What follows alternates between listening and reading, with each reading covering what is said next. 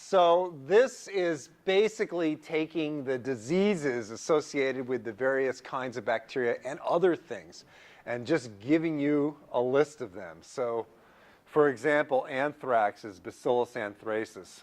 So disease of mammals, often deadly, caused by Bacillus species. Anthrax. Oops.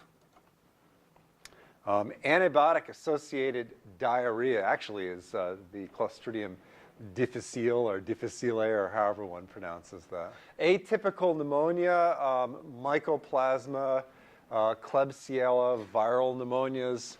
Bacillary dysentery is caused by Shigella. So for example,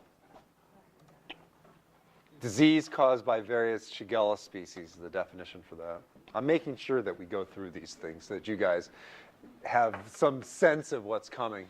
Bacterial obligate intracellular parasite of gram-negative bacteria. So that's the Delovibrio, the one that starts with the B. Bacterial vaginosis. So there's a number of them. When I think of it, I think of Gardnerella, but it's not just Gardnerella. So Gardnerella and Bacteroides and whatever Mobiluncus is and Mycoplasma. But really all you got to do is remember Gardnerella. That's the only place you're going to see Gardnerella. Because like Gardnerella has bacterial. Yeah. It's just going the other way. Black Death is Yersinia pestis. Burn wound opportunistic pathogen is Pseudomonas aeruginosa. Childbirth fever is Streptococcus pyogenes.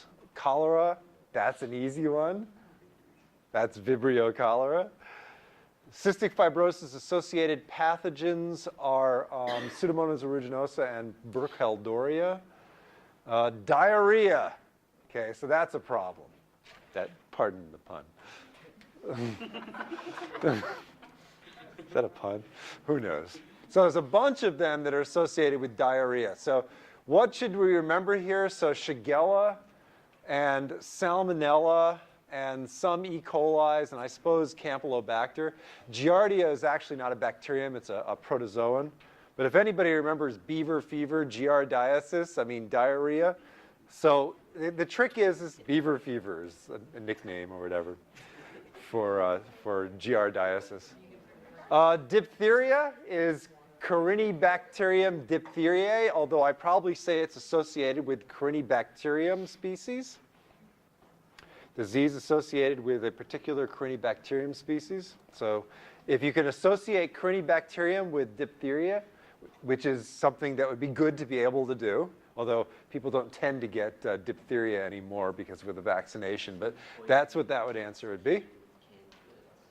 That would be Corynebacterium, that would be Clostridium botulinum. Dysentery, so that's going to be another difficult one, but you're going to see Shigella associated with that, and also that Anamoeba histolytica. Earaches, Haemophilus, and other things. Epidemic typhus is Rickettsia prowazekii, or Prowazekii. In fact, I'll even show you that one. So Rickettsia prowazekii. Now there's another kind of disease associated with Rickettsia, Rocky Mountain spotted fever. So you've got to be able to recognize the Prowazekii and say epidemic typhus. Food poisoning, so there's a number of different things that give food poisoning. Staphylococcus aureus, Bacillus cereus, particularly Bacillus cereus is a good one to memorize for that one because you're not going to find Bacillus cereus anywhere else in this list. Staphylococcus aureus gives you the kinds of food poisoning associated with potato salads and picnics, and Clostridium is Clostridium botulinum. And also perfringens. What was that? That's why you should never give a baby honey because they'll get Botulinum, because the raw, not honey, but raw honey in particular. not even honey nut Cheerios. Really? Well, they're not supposed to have nuts either. My kids ate That's why honey. you shouldn't even My have kids it. ate There's honey a and nuts problem. all that. So the problem with honey is that the Clostridium botulinum spores are able to germinate or survive in their gastrointestinal tracts because they don't have the acidic stomachs that the adults have. And therefore you get germination of the spores and you get the botulinum toxin, botulinum, being produced inside the baby. And of course it doesn't take much botulinum, especially when you're a baby, to give you flaccid paralysis, which is the consequence of botulinum toxin. Oh, food poisoning associated with canned goods, so that's Clostridium botulinum. Foodborne gastrointestinal infections. So this is worth talking about a little bit. So there's a difference between intoxications and infections. Staphylococcus aureus gives you foodborne intoxications. In other words, when you become sick having eaten that food, that potato salad, it's because there are Staphylococcus toxins in the potato salad. You don't have to have the Staphylococcus to become sick. In fact, the same thing's true with Clostridium botulinum. It's the botulinum toxin that causes the disease, not the organism actually growing inside of you. But that contrasts with foodborne gastrointestinal infections, because here you actually have the organism replicating inside of you. And a good example of a foodborne gastrointestinal infection is caused by salmonella. But there are others up here. So Shigella, you've actually got something growing inside of you. Escherichia coli and diarrheas, you have something that's growing inside of you. And also Campylobacter. So that's not a particularly easy one to do. Foodborne illness then takes that and all the other things. So this is going to give you all these various things plus the Staphylococcus, the Bacillus, the Clostridium, which are caused also by toxins. So that's not necessarily an easy one. And there are, however, a number of diseases, foodborne illnesses that are associated with bacteria, not surprisingly, I suppose. Gangrene is Clostridium perfringens, which is one of the terms that we have, one of the words. Gastric cancer and peptic ulcer is Helicobacter pylori.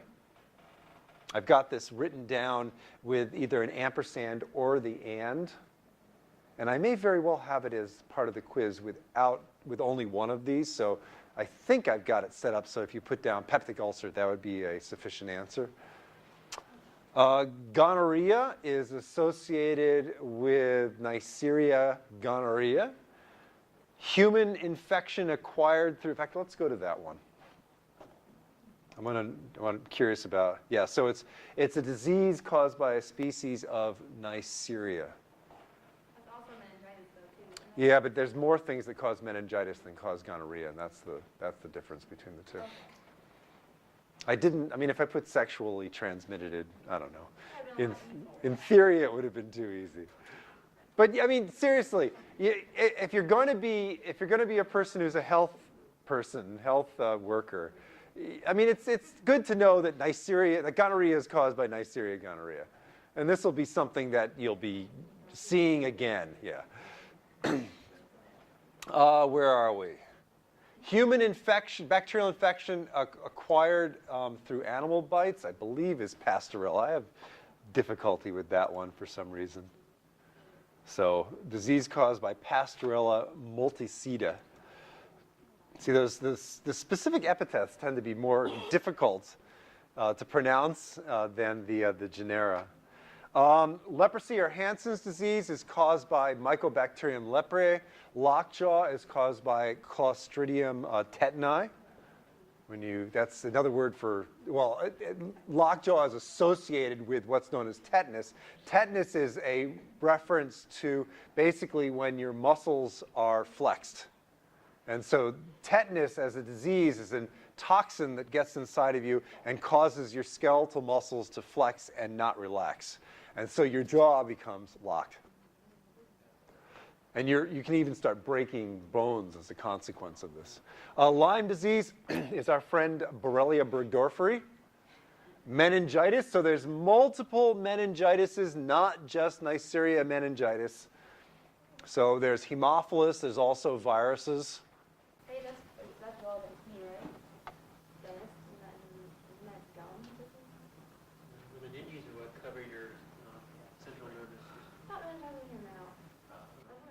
Yeah, you're drilling way too deep if you're hitting the meninges. I thought that was like a disease of the gums. What's that called? Oh, yeah, gingivitis. Yeah, thank you very much. Yeah, I can see that sort of. Meninges, gingivitis. Opportunistic infections. So that's another difficult one. So there's a whole list of things here. So there's Pseudomonas, there's E. coli, there's Candida. This is you get Candida infections associated, for example, with antibiotic use. There's Clostridium difficile that gives you a gastroenteritis that's associated with antibiotic use. So these are basically organisms that tend to be in association with us, but tend to not hurt us. But if the organism finds itself in the wrong place at the wrong time, it can actually cause disease. Or if the organism is present in too high concentrations. So that's not an easy one. There's a lot of them. Plague, actually plague and Black Death are the same. That's Yersinia pestis. Rheumatic fever is associated with Streptococcus pyogenes. Rocky Mountain spotted fever is associated with Rickettsia rickettsii.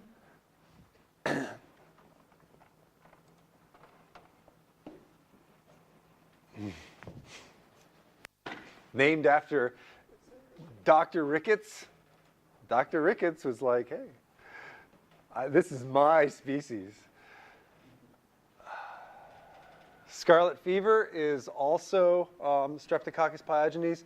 Sexually transmitted diseases. So when you see this list, it should be very obvious to you that we're talking about sexually transmitted diseases. So chlamydia trachomatis, chlamydia, Gardnerella causes a vaginosis. Neisseria gonorrhea causes what? Treponema pallidum causes syphilis. Trichomonas causes a vaginalis, and then there's various kinds of viral sexually transmitted diseases. I believe I've got it in the Carmen quiz that STD or STDs will also work for that one. Syphilis is Treponema pallidum, which is a spirochete. Trachoma is associated with chlamydia trachomatis. Tuberculosis, Mycobacterium tuberculosis. Let's see what that one says. Probably says a lung disease associated with Mycobacterium. Disease affecting especially the lungs is associated with a species of Mycobacterium. Typhoid fever is Salmonella enterica typhi. Salmonellas are a pain. So disease caused by Salmonella typhi. Technically, that's not supposed to be italicized, and it is supposed to be uppercase, because that's not the specific epithet. The specific epithet is enterica. So it's Salmonella enterica typhi. So if we don't underline them on our test, do we get them wrong? No, I take off a point. So that's wrong. Well, actually, I guess it is wrong. Maybe I'll take off less than a Like point. half? Yeah, maybe half a point. We'll figure it out. But yeah, I mean, when in doubt, just underline it. So I'm not taking points off if you start underlining things left and right. Yeah, this is going to be interesting. But you know, if you want to take the time to underline everything, if you want to be that paranoid, that's fine. Paranoia is good. Now that's another issue. I have had people argue that it's obviously it's in italics. That's why in that previous one I showed you, I had it italicized and underlined. I'm trying to go for a lack of ambiguity here. Typical pneumonia, so Streptococcus. It's not just Streptococcus, but Streptococcus, when you see that, you should be thinking typical pneumonia. Although there are other things caused by Streptococcus, but you'll note that it's Streptococcus pyogenes.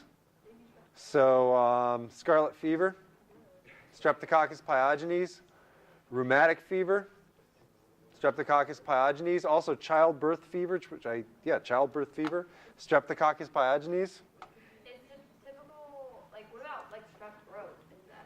Streptococcus pyogenes. Also, like, But so the question was, what about strep throat? Streptococcus pyogenes is what causes strep throat. But streptococcal pneumonias are not caused by necessarily Streptococcus pyogenes. I don't even know if they are caused by Streptococcus pyogenes. So that's why just Streptococcus is there. Where is it? Typical pneumonia. So just Streptococcus. The atypical pneumonia, I have a link. So these are the atypical pneumonias, Klebsiella, Mycoplasma, et cetera.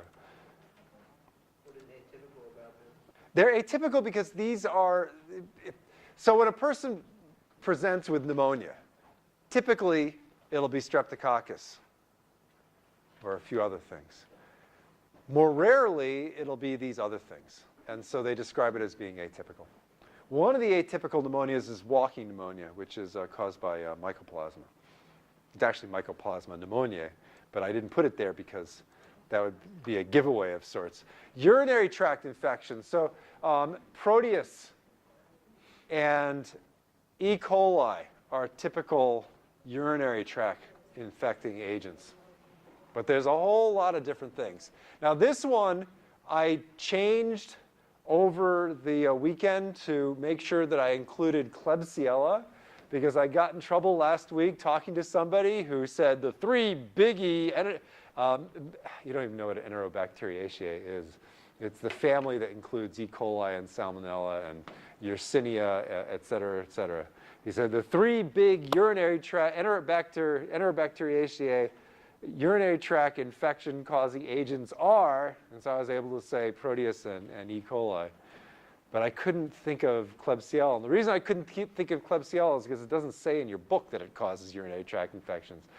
And I checked my definition, and Klebsiella wasn't there. And I checked Wikipedia, and there was Klebsiella. So I changed this over the weekend. The reason it's important, though, is because I took out the underlines. So this one actually does not have the underlines explicitly shown there. It's a conflict in me. I don't want the underlines to be there because they look ugly. And underlining everything on your exam will look ugly too. But you know, I'm not going to discourage you. And then whooping cough is Bordetella pertussis. So if you've heard about the word pertussis, that means whooping cough. Or the pertussis vaccine, that's whooping cough. Now, I know these things aren't perfect. And you guys are going to be more effective at identifying imperfections in these definitions than I am. And so if you think that there is a need to modify these definitions in some way to make it, I don't want to say easier, but they have to be more meaningful for what they're trying to define so that they can be distinguished from other sorts of things, just email me. And I'll see if I can come up with a way of modifying the definition.